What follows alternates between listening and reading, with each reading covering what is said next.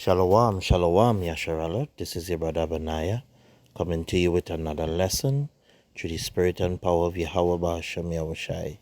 But first, let us give all honor, all glory, all praises to Yahweh Bahasham Yahushai, Bahasham Rakah HaKodash. Double honors to our apostles, prophets, and teachers of Great Millstone who have taught us this truth and who are the true men of Yahweh Bahasham Yahushai on the earth today. Now the lesson going in today, we're going into, Passover coming up.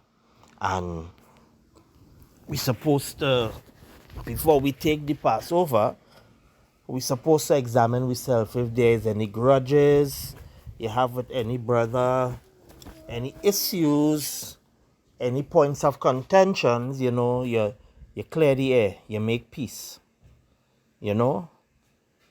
You seek forgiveness for whatever transgression you have committed against your brother.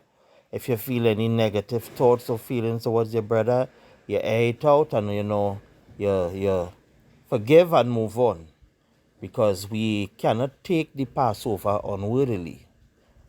Being unworthy, you're supposed to clear the air on all these issues, as the scripture tells us.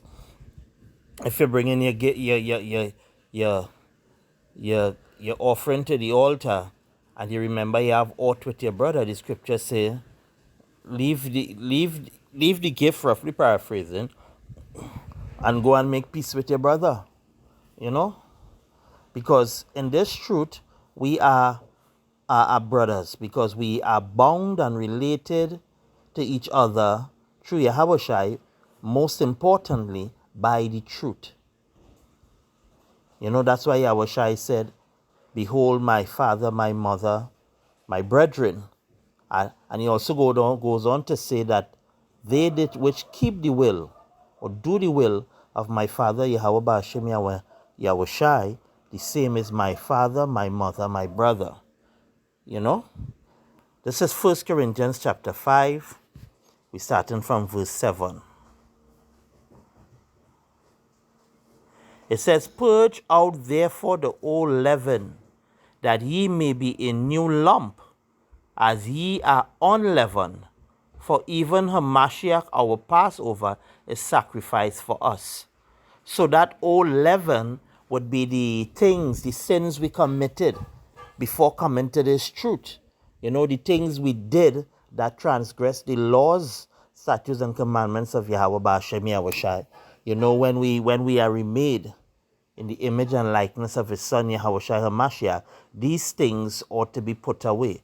And seeing as how Passover coming up, all the leaven, all the things that we did that, we should not have done, we didn't use right judgment, we didn't apply wisdom, all of these things must be put away. And we must become an unleavened lump. Being an unleavened lump, ensures that, we walk in right standing, to the law, statutes, and commandments, to how we treat our brother. But most of all, to how we treat with Yahweh Ba'ashem Yahushai. Verse 8, therefore let us keep the feast, not with old leaven. So when you come into these feasts and the feasts of the Lord, it's supposed to be a joyous occasion. It's supposed to be a time where we focus mainly on Yahweh Ba'ashem Yahushai, also on the ahchyam, the brothers, right? It's a time we come together, we worship Yahweh Ba'ashem Yahushai, we laugh, we discuss scripture, we enjoy the company of the ahchyam. So like here for that, going back to verse 8, therefore let us keep the feast, not with old leaven. So those grudges you may have with ahchyam, you and ahchyam had a falling out, we had to bury those grudges, seek forgiveness. The scripture say, confess your faults one to the other and pray for each other. And that's what we have to be doing. You can't come to celebrate the feast of Yahweh Ba'ashem Yahushai, and then in the feast you see your brother and your heart stirred up with anger and hatred. That have no place in the body of a Mashiach. It says not with old leaven.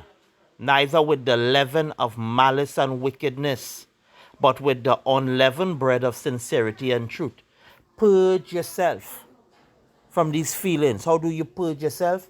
By, you're confessing it to Yahweh Ba'ashem Yahweh Shai, and you're speaking with it to your brother. The scripture say, confess your faults one to another, one to each other, and pray for each other. You let the brother know, hey, ahchyam, salakia, we had a situation or altercation a month or two back, and it left me a certain way. I felt grieved in my spirit, and ever since I've been holding a grudge against you, and I just want us to bury that grudge, salakia, for how I thought about you, for the things I said to you, That's what we're supposed to do. We have to pour aside that old leaven and have this unleavened bread of sincerity and truth. Meaning being honest with each other. Not afraid to place yourself under that scrutiny, to admit here what, I was wrong. And a lot of us, when we face with that situation, we just make excuses. We always want to justify, hey, well, it wasn't really my fault, It was just the response was based on the circumstance, the manner in which how things happen. That is a poor excuse. Verse 9, I wrote unto you in an epistle not to keep company with fornicators. You see how the Passover coming up? A lot of you are still, as the scripture says, keeping company with fornicators. Those who, for one reason or the other, they involve in these practices. Homosexuality, lesbianism, incest, adultery, lust, and all these things. And you know that they are involved in it. You're not correcting them according to the scriptures. And you're not distancing yourself from them. There's an old saying my mother had called birds of a feather flock together. That was something she always used to tell us. Now, it really wasn't my mother coined the term, but it was something my mom always used to tell us. Birds of a feather flock together. When you look in the wild, you see hyenas with hyenas. You see lion with lions. So, keeping company with fornicators, adulterers, you need to examine yourself. Scriptures say you can't sup from the table of the Lord and then sup at the table of devils. Like what fellowship had light with darkness? And he write an epistle tell you not to keep company with these people who practice that. Verse 10, yet not altogether with the fornicators of this world, or with the covetous, or extortioners, or with idolaters, for then must ye needs go out of the world. This is why the scripture tell us, love not the world, neither the things that are in the world. If any man love the world, the love of the Father is not in him. These men, these people who practice these abominable things that displeases Yahweh Ba'ashem Yahweh Shai, you ought not to be keeping company with them. Because if you have no issue and you find it pleasurable being in their company, then that says a lot about you. That you have these very same traits that they have. It have a precept, roughly paraphrasing. It's not just about those who commit the sin, because those who commit the sin, that wrong, that displeases the Most High, but also those who have pleasure in it. You're not correcting them. You're keeping the company and making them feel, hey, everything is okay, man. That ain't nothing, man. You so, I so, but we could still fellowship. We could still, no. Keep not company with fornicators. Verse 11, it says, but now I have written unto you not to keep company. If any man that be called a brother be a fornicator. Now, this Paul is zeroing it in now even more closely. Right? The ahchyam, the brotherhood. If there's a brother, one who is called a brother, engaging in these abominable sins and practices, Scripture tell you, keep no company with him. You have to distance yourself from him. You're not supposed to be making him feel comfortable in his sins. You know? And ahchyam who know brothers who doing these things and not speaking up, not saying anything, treating it as if everything is everything. That is a transgression. It's a betrayal of the brotherhood. Because they would transgress against Yahweh Ba'ashem Yahushai, they would transgress against the ahchyam. And it's only a matter of time they transgress against you. Because you know this person commit this offense. All in say nothing, you sweep it under the rug. It's only a matter of time before you be on the receiving end of that person's wickedness and their transgression. So why wait? Why wait? If you know you have on the table a basket with apples, and one of the apples you see is rotten with worms in it, would you leave it in the basket with apples, with the other healthy apples? No, you're going to remove it. Just like you're a husbandman, you're rearing animals. Now we say you're rearing chickens. And you notice there are chickens that are sick, droopy, having this illness that affect chickens. And would you leave those sick chickens among the healthy chickens, knowing that they could spread that sickness and that disease and cause the death of all of those? No, you are not. You're going to remove it. And the scripture is telling you that the same way.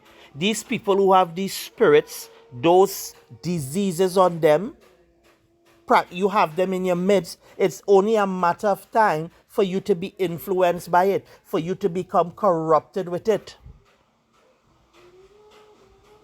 You don't see thieves hanging around with law-abiding people. Thieves usually seek out the company of thieves. Murderers usually seek out the company for murderers. A righteous man is supposed to seek out the company of other righteous men. It says, but now I have written unto you not to keep company, if any man that be called a brother be a fornicator or covetous or an idolater or a railer or a drunkard or an extortioner, with such as one know not to eat. So don't sit down and break bread with them. Don't sit down and talk, hey, yak, what's up, everything cool, they embrace them like a brother, knowing the wickedness they have committed. This displeases Yahweh Ba'ashem Yahushai. Verse 12, for what have I to do to judge them also that are without?